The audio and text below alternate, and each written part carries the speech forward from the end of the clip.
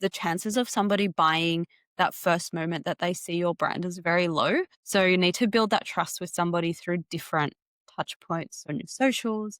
Then if you get them on your email list, and so they're going to check your website there if you've got customer reviews and testimonials. So then the chances of that one person looking at your brand and buying from you and then buying from you again and recommending you to their friend or their work colleague just goes up and up.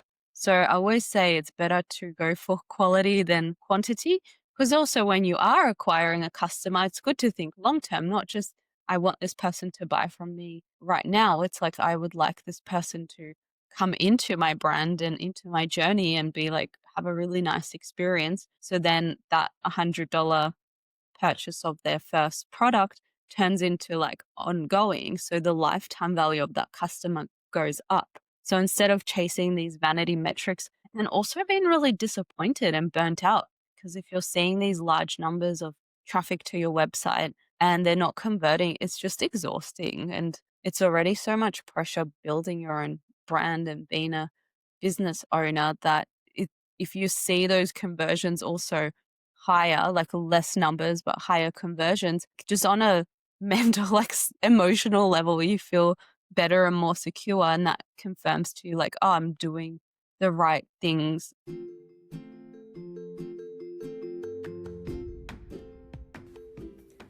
Welcome to Chase Your Dreams, a podcast for fashion entrepreneurs who want to build a purposeful and profitable clothing business so they can make a living doing what they love. I'm your host, Glynis Tao, an apparel business consultant and SEO specialist with 20 years apparel industry experience. I'm also a mom to a wonderfully energetic little boy named Chase. Today, we're diving into a topic that every e-commerce founder has wrestled with at some point. Why is my website getting traffic, but no sales? My guest, Evelina Kaganovitch, believes the real problem isn't traffic, it's trust.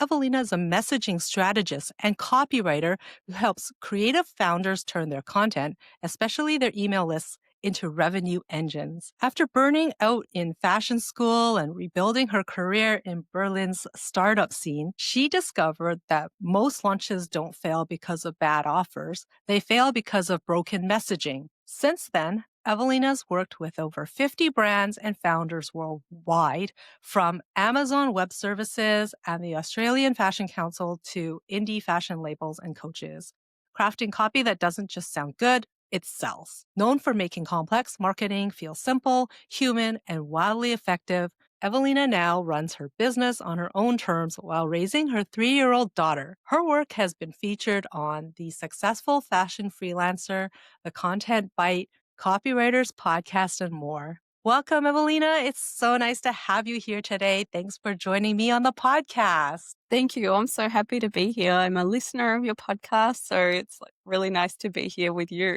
It's so nice to have a fan as well and come on as a guest. And you're based in Melbourne, Australia, right? That's right. The other side of the world. Yeah, it's nice. I haven't had anyone from Australia come on as a guest yet, so you're the first. Wow. That's pretty special. Evelina, your journey from fashion school burnout to becoming a sought-after messaging strategist is incredible. How did that experience shape the way you approach brand storytelling today? Yeah, the experience of burning out in fashion school, I actually hear this narrative over and over again from my clients and community. And it's very common because it's just such a highly stressful, highly competitive industry. And a lot of the time, the business owners I work with, they've gone through something similar, whether it was like a physical burnout or a mental burnout. So we have that connection to start with, and they've gone into business for themselves, so then they can live their life on their terms and build their business but still have a work life balance. And a lot of the time when they start their business, they actually create a new job for themselves and get stuck into this flywheel as well, and on top of that have the pressure of making enough revenue to pay and cover their own bills. So it's quite a layered approach, and for me, I was just so always interested, always curious, and very entrepreneurial. So this kind of progression from going from fashion school to working in the startup world abroad to then coming back and being like, I want to do this for myself and work with business owners was very natural. Like it didn't feel forced at all. And a big reason why I feel that I am in the right space. So it was like a very natural progression. And around the time of COVID, as most of us had a lot more time, especially in Australia when everything went into lockdown and there was very strict restrictions, I was able to commit that time to like really honing in my skills and asking myself like what do you want to do? Like what do you want your future to look like? And that's led me to where I am today. So many founders in fashion struggle to communicate their value without sounding salesy. How did your background in fashion shape your approach to writing copy that actually sells while staying authentic? I think the great thing coming from a fashion background and working with similar business owners is that creativity is so strong and the stories are really strong and powerful. And it's about blending those human stories, like where somebody's come from. A lot of the time, if the brand is a smaller business, the values of the brand are the reflection of the founder themselves because they started it based on like something they wanted for themselves or where they were in their life a couple of years ago. And I help these brand owners like pick out this story, like draw it out from them. And I've got like some tactics that I use to do that to really make sure that when we write the copy or when their marketing goes live, it genuinely sounds like them because that's what builds trust and what people connect with rather than the salesy like buy now, like discount or, like really powerful, really strong messaging that's just feels a bit icky. And that's not what I'm about. And the clients I work with are also not interested in that. And I think also marketing, and I'm curious to hear your perspective too, tends to have a bad reputation that it's like slimy and tacky and, almost like to feel shameful if you're marketing your business or your product. But I try and reframe it in my client's head to say, like, if you've got like a wonderful product or service that you've been working on, it's almost like you're doing your audience a disservice by not sharing that message. Because if you've got this great line and they're actually looking for something like that and they buy from you and they're going to be so happy and keep coming back, then that's actually a really positive thing that your marketing did. So it's also getting over that mental state and that like those limiting beliefs. And then it actually comes quite naturally as well. And the founders I work with are always like really impressed with how, like, oh, this sounds really like me. Like, this is how I would talk, but it's framed in a way that like really entices the audience to come into their world, to learn more about their products, to buy in as well at the end, but in a really genuine human way. Yeah, no, I can relate to that as well as a former clothing brand owner. I would be hiding behind my clothing brand and just kind of be really afraid to tell my story about just really, that I am a small business, that I produce a lot of this stuff myself. But I kind of made this illusion that it looked like I was a big brand, right? I'm very corporate. And I don't know why I did that. But I was kind of afraid to really tell my story. Uh, and because I guess I had this feeling that if people knew that these products were made by this girl on a kitchen table, that it wouldn't be, good quality and it wouldn't have that credibility and they wouldn't trust it or something like that. And it was just really hard for me to even put myself out there without feeling like I was sounding salesy, just to ask people to take a look at the product, right? So I really struggled with it. So I really understand what you mean about getting over that block with sales.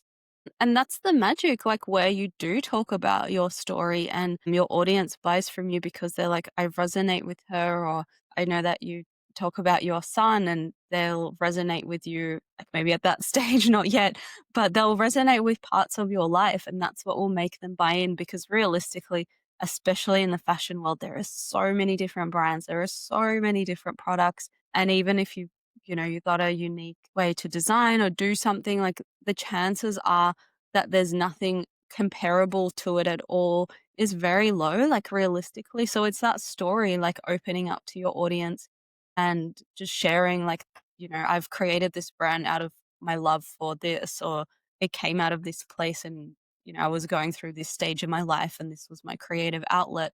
And that's what makes people connect as well and talk about it more and say, "Oh, I want to be a part of this journey with you," compared to like going and Shein or on Temu and buying something fast fashion. Like most of the time, that's not the audience, that's not the customer that a smaller business owner is going for. So don't compete with them. Like do it in your way. Yes, I've gotten better at it over the Yeah. years, I would say, telling the story now. You often say most launches don't fail because of bad products, but because of broken messaging.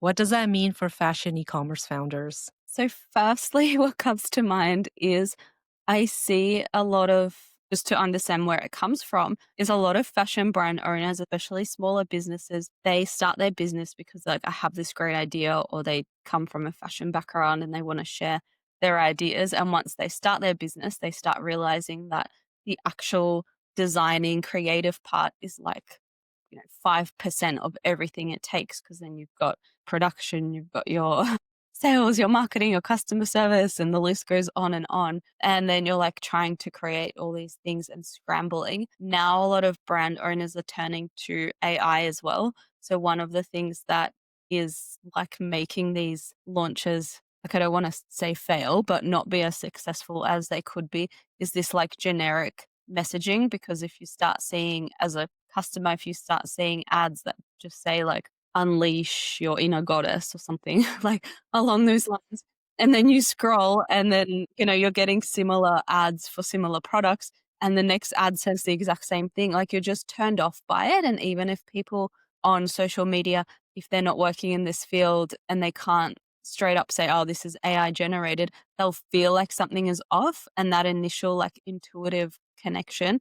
And I also feel like women have that more too, just naturally biologically. You just feel like something is off and like it didn't feel right. So that messaging also in communicating your story is one thing, and making it sound authentic. And the other layer is a lot of brand owners, I see them jumping straight to targeting people who are like ready to buy.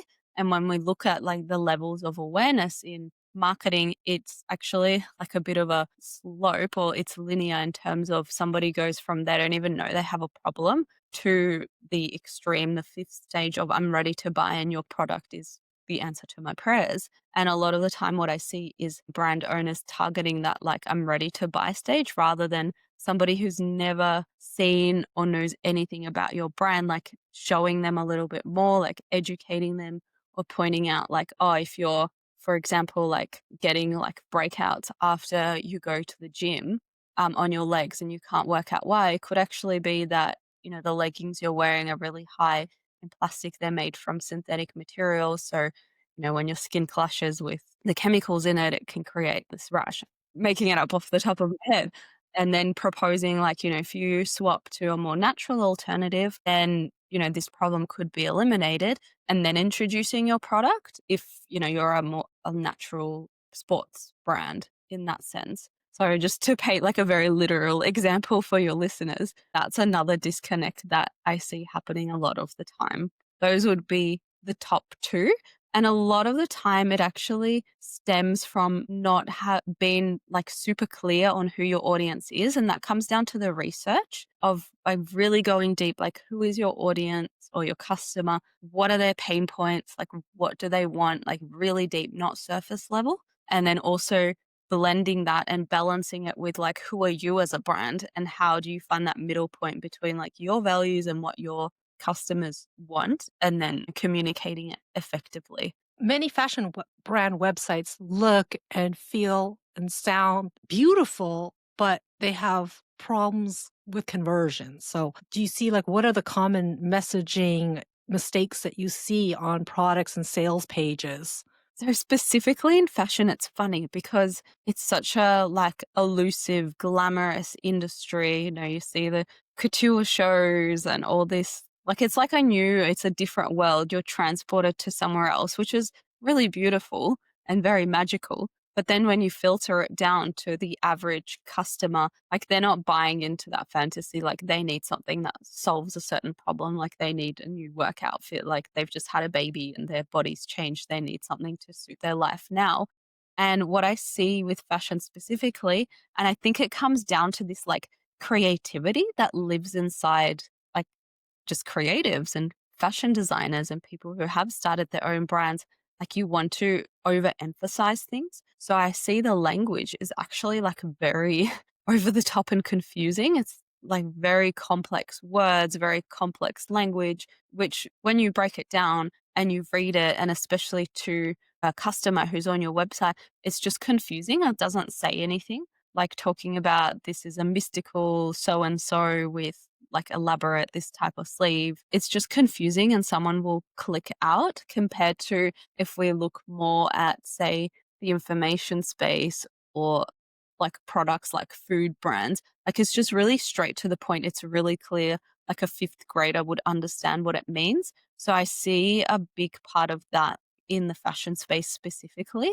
And a lot of the time, I think it comes from this conditioning, maybe in some ways from fashion school, that like the more you overcomplicate it, the more glamorous and deconstructed you make it sound, like the cooler your product is. But you have to remember that your customers don't come from that space that you do, at least, 99% of them.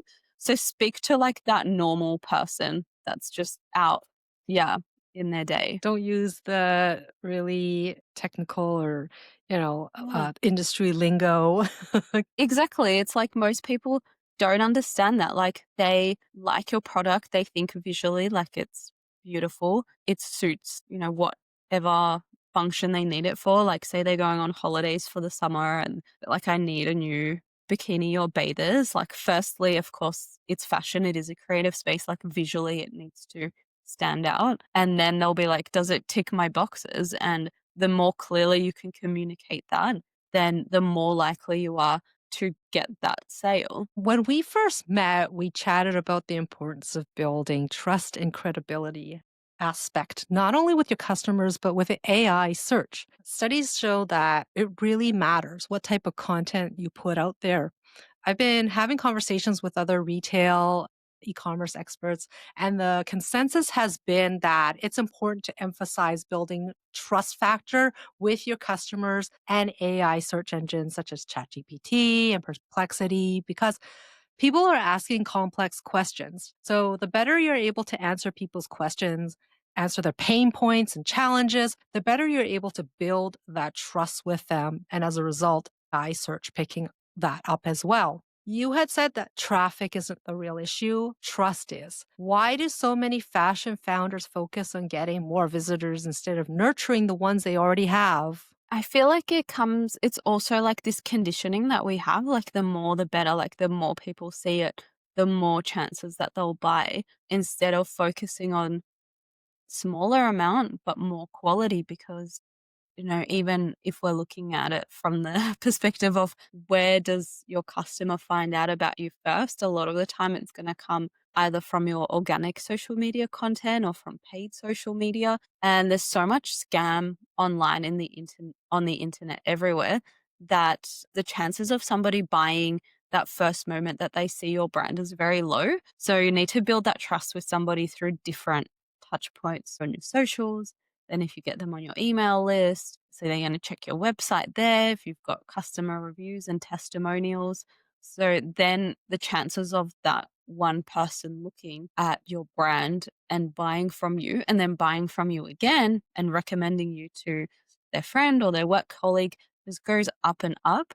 So I always say it's better to go for quality than quantity because also when you are acquiring a customer, it's good to think long term, not just I want this person to buy from me right now. It's like I would like this person to come into my brand and into my journey and be like, have a really nice experience. So then that $100 purchase of their first product turns into like ongoing. So the lifetime value of that customer goes up. So instead of chasing these vanity metrics and also being really disappointed and burnt out, because if you're seeing these large numbers of traffic to your website and they're not converting, it's just exhausting. And it's already so much pressure building your own brand and being a business owner that if you see those conversions also higher, like less numbers, but higher conversions, just on a mental, like emotional level, you feel better and more secure. And that confirms to you, like, "Oh, I'm doing the right things. I'm showing my product to the right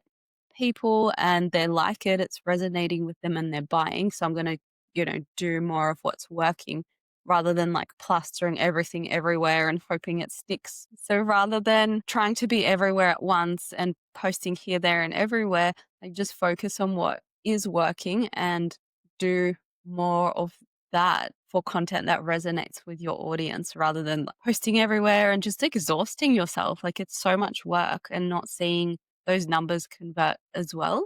What are some signs a fashion brand has a trust gap where customers are landing on their site but not buying? So, what I see with the idea that when a website gets a lot of traffic, but then really low conversions, is that typically it just means people are churning. So, something on the website's not sticking. So, it could be the messaging, it could be just also visually the site, how it looks. It's also partly the text, if it doesn't make sense, or the way if you've got like large chunks of text everywhere, a lot of the time people get overwhelmed and like churn, they go and leave.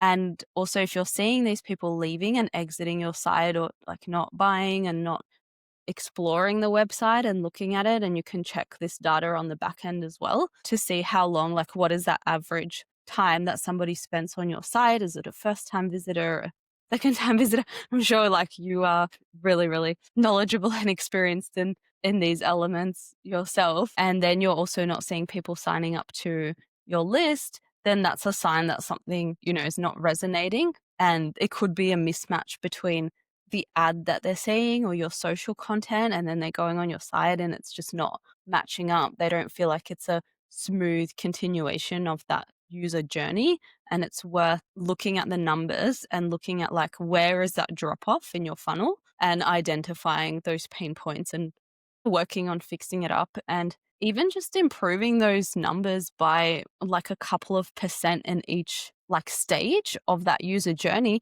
By the end of it, you'll see like such a big difference in your actual conversions. Why do you believe email marketing is a missing link between traffic and sales for e commerce? I think so because email is a really powerful way to build brand trust, and it's also a very measurable platform. So, compared to social media, where the data you get is like how many people saw your content and your reel, on email, what it tells you is exactly who opened, exactly who checked, how many times, and who clicked. It's also not rented land like social media. So that means that anytime the social media platforms crash, you lose everything you've done. So email is such a powerful way to build trust and be with your audience one on one. And also, if your email company like crashes or goes out of business, you can just take your list somewhere else and sign up to a new platform compared to this social grind. And the data also on email and the conversions is the highest conversion rate across like SEO and also ad space spend as well. The statistics show 36 to 1 conversion rate. Of course, taking it with a grain of salt, every business and every industry is a little bit different, but that just gives you a bit of an idea that email is like very powerful and it's worth investing in.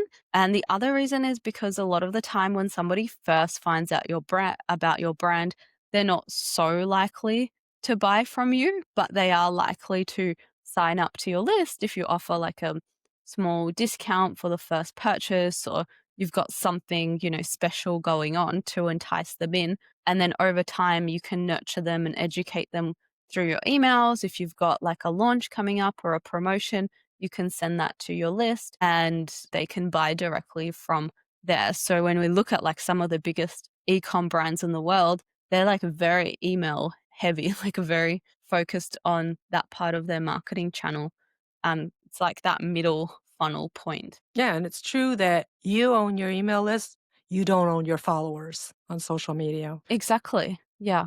Yeah, and if it were to shut down, then you wouldn't be able to take your followers with you. And it's so heartbreaking. Like I've had it happen in my partner's business, like, it's a small business and you work for a long time, like building your community, and then something happens and you can't get it back. And I'm working with a client right now who she's built like a great big Facebook community, and then it just like crashed. It's like years of work. It's just really disappointing. It's really like a stab in the heart a little bit. So Yeah, on email, luckily, you don't have that problem. yeah. Can you explain how automated email sequences like welcome or post purchase flows can help create familiarity and credibility over time? Yeah. So automated sequences are so good because you create them once and then they get sent automatically to certain people on your list. So you don't have to think about it. You do the work once, you set it and you forget it. And there's some key flows that, especially for e-com brands, are really powerful and can really set a good tone, say for the welcome sequence when you are just building that relationship, when it's the first touch point with somebody. And then if we're talking about like abandoned cart emails, a lot of the time, like people are so busy, you might have something in your cart and then like your kid needs you and they're hungry and you have to go make them like a banana smoothie.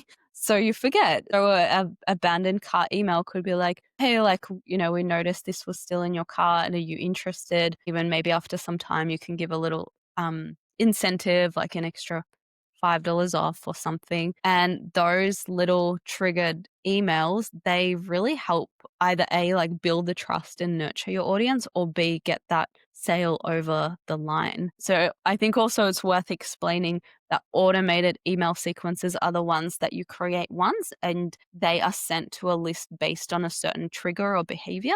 So when somebody like signs up to your list, they automatically get sent an email. So somebody could sign up on Monday and they get that email on Monday. And if somebody signs up on Friday, they get that exact same email like when they sign up on Friday compared to it's called broadcast in some email platforms, but like more evergreen emails that are like campaigns that you create and you send to your list like weekly. If you send your campaigns on a Wednesday and somebody signed up to your list on Thursday, then they would miss out on that campaign on that week because it's just triggered by the time you send it.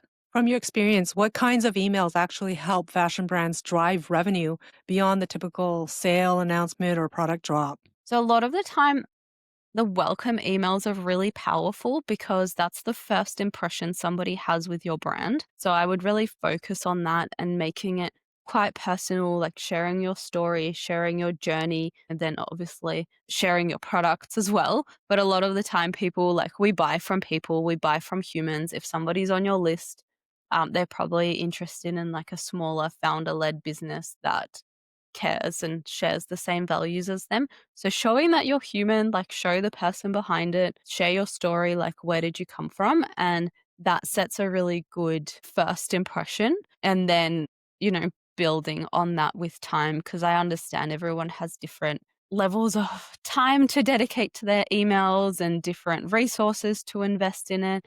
But if, you start with one thing to get it right, is like set that tone nicely and then build on that. Is there a number of how many emails you should be sending out weekly, monthly? Yeah, like there's no one perfect answer. Every brand is different. If we're talking about, like the weekly emails or things that are ongoing, one thing to consider is this is like more on the back end of your systems is like how you're tagging your audience and making sure people are not receiving like numerous emails a day because that just feels spammy. And I'm sure you've seen that in your inbox, like unsubscribing when somebody tries to email you like every single day. And that's a lot of work if you're running your business by yourself. So I always say, like, get your sequences set up, like the most important ones. And then when you go to do your normal, like, marketing emails, get into a routine and rhythm that works for you. So perhaps that could be starting with one email every 2 weeks. And once you're in a good flow, like you've worked it out, you've gotten faster at it because you know what to do and how to do it, then you can go up to one email a week. Typically for clients, I would do like 2 emails a week, like on a normal week where there's nothing major happening. If it's more of a e-com or even service-based business brand, that seems to be like a nice middle point where you're, like checking in twice a week like a friend, but you're not like love bombing them. And then when you do have a promotion or a sale coming up, Like, I think it's fair to send a few more and people expect that, but not all the time. Like, even my mum told me the other day she purchased this product of this tallow balm and she was really excited and the product was really nice. And then she's like, "Ugh, I just got so turned off because they email me every day. Like, how do I turn it off? I'm sick of it." So just thinking about like the end user in mind, like people are busy. They don't need to hear from you every day. It's too much. Yeah, or just at least have some sort of option. I wish that I don't want to unsubscribe completely.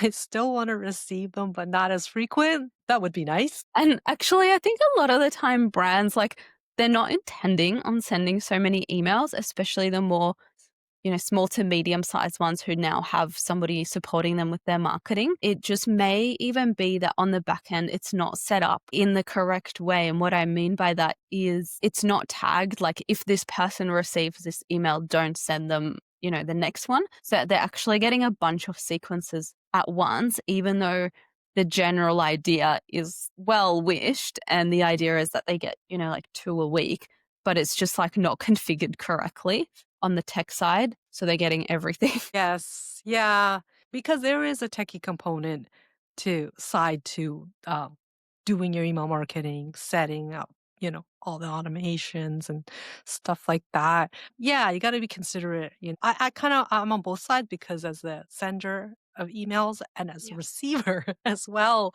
and I'm on, a lot of email lists, right? And I sign up because I want to hear from them. I want to hear from them, but when the emails get to be a little too frequent, then it is a little bit of a turn off. So I feel like there is this balance there. 100%. It's like dating, I guess. Like, if you just met someone and they're like texting you every day, like, let's hang out. Like, I don't know about you, but I'd be like, no, thank you. Funny how everything can relate back to Yeah, dating. of course, naturally. Exactly. It's just like annoying. It's like, no, have, like a life. Like, let me be. So, do it in a classy, tasteful way. If you're not sure, less is more. Could you share a success story example where great messaging turned an underperforming campaign into a win? Yeah, so a few things come to mind. So I've been working with a client, oh, it's probably coming up to like 2 years now. And what we saw at the start when I like came in was that they had a really big list, but their engagement was very low. Like, people weren't clicking. I think the clicks were like under 5% or something. And I was like, this is odd because like, we're hitting all the marks. So we're talking to the pain points, like what's going on. So we ran a re-engagement series of like really value-driven emails that we knew the list would be interested in, like sending some free downloads, like some really valuable advice. And what we did was we started with a smaller list segment, so the ones that were really engaged, to build up that trust factor and also for the email service provider to stop sending us to spam and basically for it to say, yeah, this is like a credible company. It's not spam, send it to the inbox. And we started seeing like open rates. It was like up to 70, maybe even higher percent. And as, those opens went up, we started increasing the list size. So we started adding in like less engaged subscribers, less engaged. And by the end, it was like a 4 to 6 week process. We managed to revamp that list and bring it back to life. And now it's been like such a powerful communication and sales mechanism for my client, which is really great. We also cut a lot of subscribers off the list. Like, that's also nice to do, to clean them out. You don't need to hold on to people that like don't want to be there. And another win, which I was really excited about because this is like a very small business.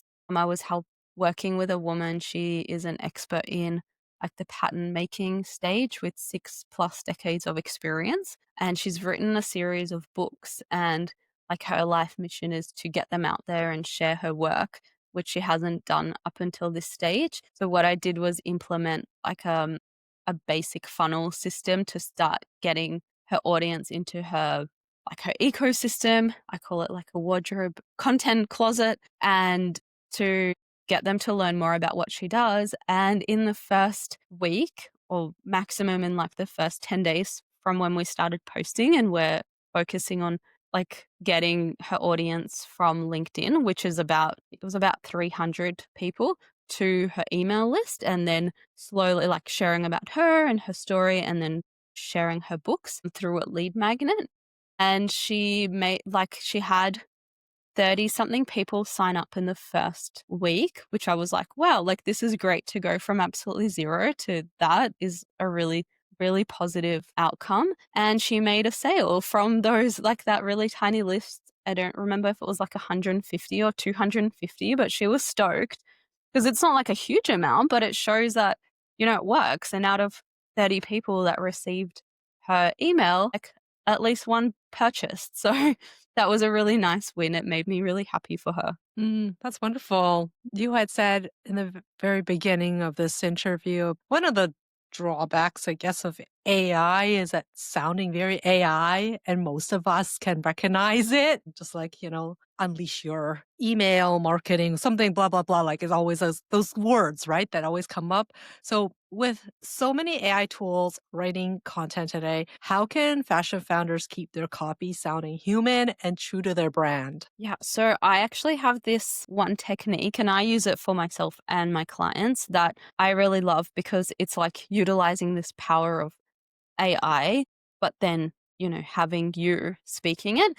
And what I do is I pull out like notes, conversations, like transcripts from meetings, from calls, like whatever that may be where you're speaking, asking the AI to like analyze and say, like, what are those common themes that I talk about? Like, what is like relevant for me? And then turning even a lot of voice notes, like I ask for my clients to send me like a story about a voice note through a voice note, and then I turn it into an email because a lot of the time when we speak just like human to human, that's natural. You don't overthink it. But for somebody who's not a writer or a marketer, they sit down to write something and you get brain fog and you're stressed and you're like overthinking it. And a lot of the time, how somebody would speak like with their friend sounds so different to when they sit down and write an email or a social post. Like it feels stiff, it feels like not right, it feels awkward or corporate, or they're using AI and it just sounds like really spammy, or they're blending the two and it just like it doesn't match who they are. So I use voice notes and like actual transcripts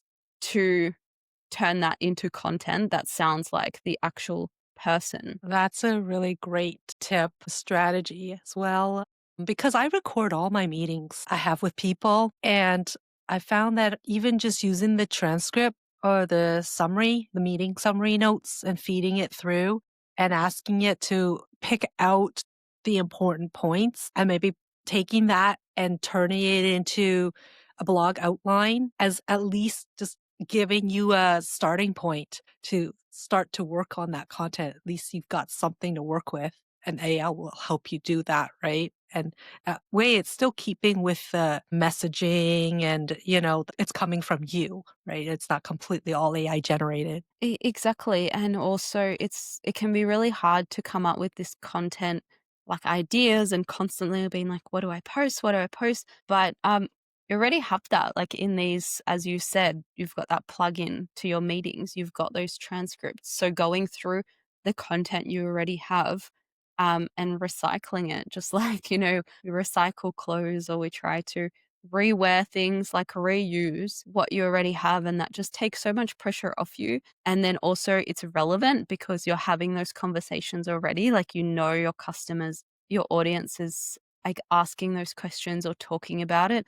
So use that to your advantage. And like you said, like if you are blending this like human and AI element, like run it into the AI. And one tip is upload, like don't copy and paste the content, like download it and upload it like a PDF or a text file, because for some reason the GPT like reads it better like that. And you can say like pick out the exact words that I use, like don't change anything. That's a really good starting point. Like that's already the 80% that people struggle with the most. This like getting the first draft ready and getting like your ideas out on paper. Like once you've got that there, then you getting to the zone and it comes more naturally, it flows. Yeah, that's great advice. What's one or two steps that our listeners can take this week to start improving their messaging or email marketing results? I would say go back to basics and just have a look at your customer. Like also your customer may have evolved from where you started. So recheck that research, like check what are their pain points, create this avatar, give them a name, or like a name from a movie character and really build out this persona. So then the next time you are working on your marketing content, whether it is emails or it's something else, you just have this one person and visualize them. We're creative people. Picture somebody and write and speak just to them, just to make sure that your message connects and speaks to the right audience. And the other thing is, if we're talking about email specifically, it can be a bit overwhelming when someone's saying like, set up your email marketing, like do this. It's like easier said than done. What I encourage you to do, just to not like overwhelm yourself, because I don't like that idea, like it has to feel natural and comfortable, is like just write out, like make a little, whether you handwrite it or on your computer, a table with two columns, like what do you have already, like what flows are set up or working, and what do you not have? And then just kind of make a little list. You'll see where those gaps are, and you can even on a piece of paper sketch out that journey, like where does someone come from? They find me on socials and then they come here and here, and then you'll see, oh, there's a gap in this spot. So I'm going to pop something in. And I think being like a visual community too, it helps to have it like in front of you in a visual sense where you can see, and then just start filling in those gaps. Where can people find you if they want to get in touch with you? So you can find me on LinkedIn at Evelina Kagan, and I've recently started a YouTube channel, so you're welcome to have a look at some videos. There's some helpful advice and tips on copywriting, but just specifically email marketing as well. And that's at Evelina Creative with a K. So that's a good starting point. I also have a guide that might be really helpful for somebody who just wants like a quick win on their emails. And that's a guide of a subject line swipe file that you can use for subject lines that I've used and tested that perform well, that don't sound AI generated, where you can kind of plug and play to get some quick wins, some higher clicks on your emails. Thank you, Evelina, for sharing your journey and expertise with us today. Thank you so much for having me.